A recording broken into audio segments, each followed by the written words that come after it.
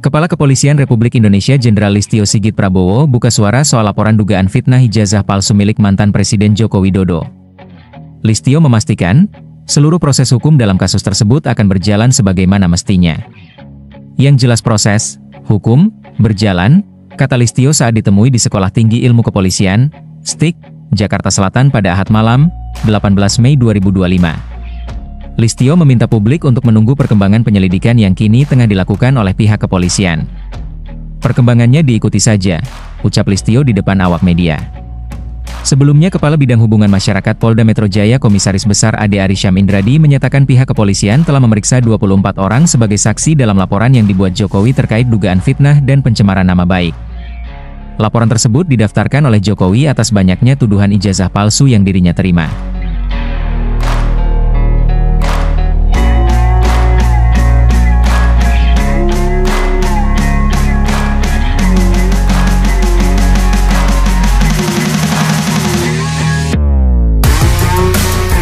Dian Sandi Utama, pria yang pernah mengaku sebagai penyebar pertama foto ijazah milik Joko Widodo, Jokowi, kini kembali menjadi sorotan.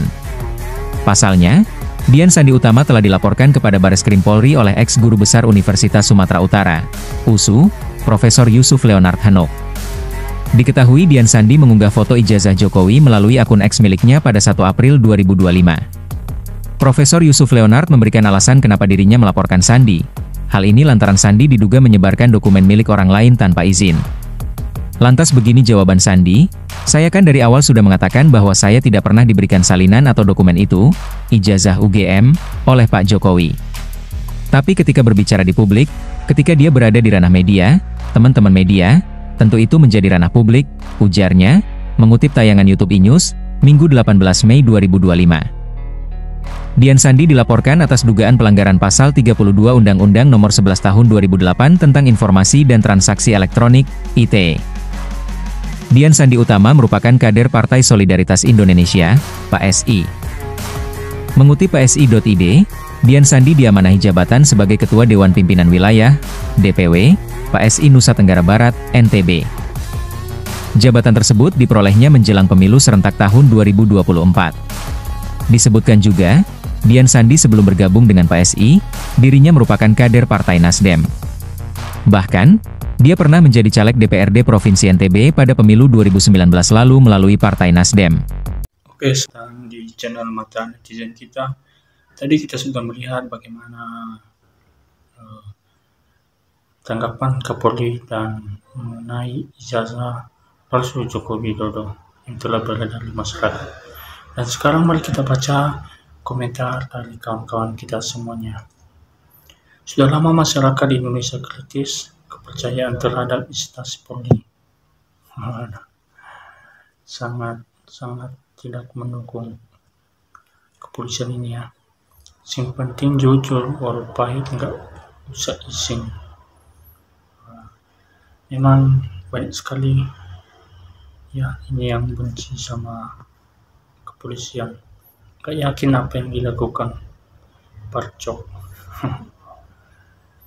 Satu kolam, pasti kalian mengerti lah apa maksudnya satu kolam. Itu satu daerah dari Solo. Masih geng Solo, sudah diamankan ijazah Jokowi. Keadilan makin jauh.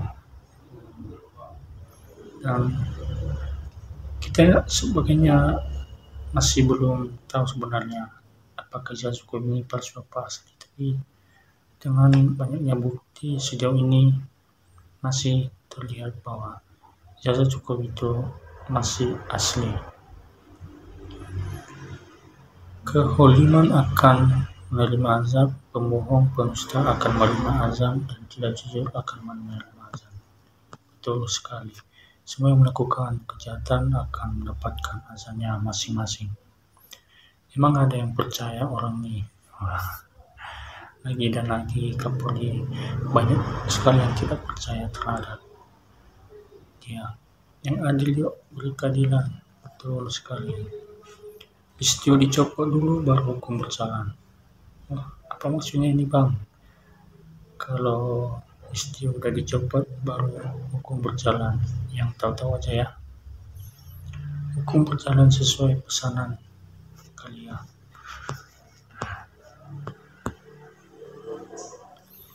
Ketika Jokowi menjabat wali kota Solo, Listio Sigit adalah Kapolres Solo.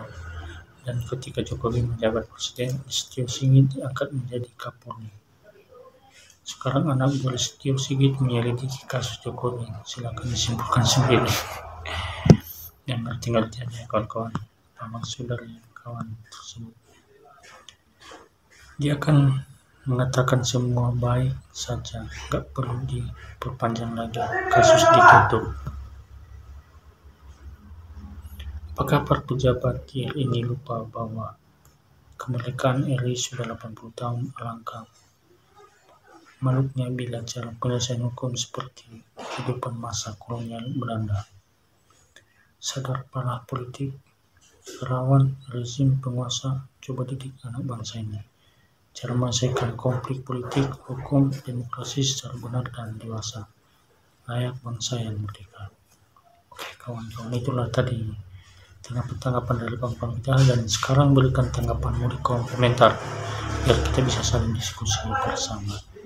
Dan jangan lupa subscribe, like, dan share kepada kawan-kawan semuanya. Terima kasih.